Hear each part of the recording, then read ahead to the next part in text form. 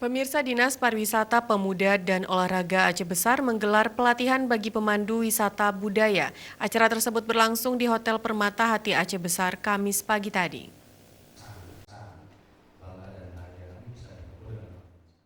Pelatihan pemandu wisata budaya tersebut diikuti oleh 80 orang peserta pemandu wisata budaya.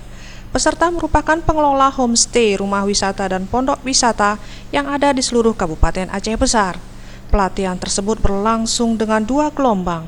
Gelombang pertama dimulai sejak 11 sampai dengan 13 Juli 2019 untuk pelatihan pemandu wisata budaya, dan gelombang kedua dimulai sejak tanggal 15 sampai dengan 17 Juli 2019 untuk pelatihan manajemen homestay atau rumah wisata dan pondok wisata.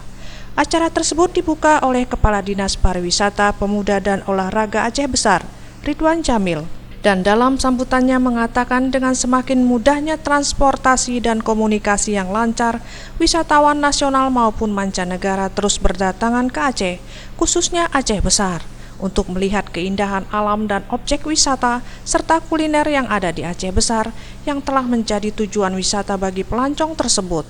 Dengan demikian diperlukan peran pemandu untuk bisa memberi informasi yang akurat bagi para wisatawan yang melancong ke Aceh Besar.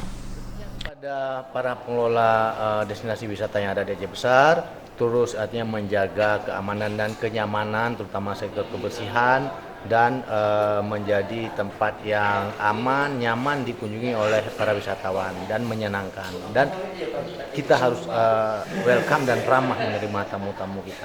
Jadi semua tamu sehingga mereka terkesan ketika mendatangi tempat-tempat destinasi objek wisata di kawasan Aceh Besar.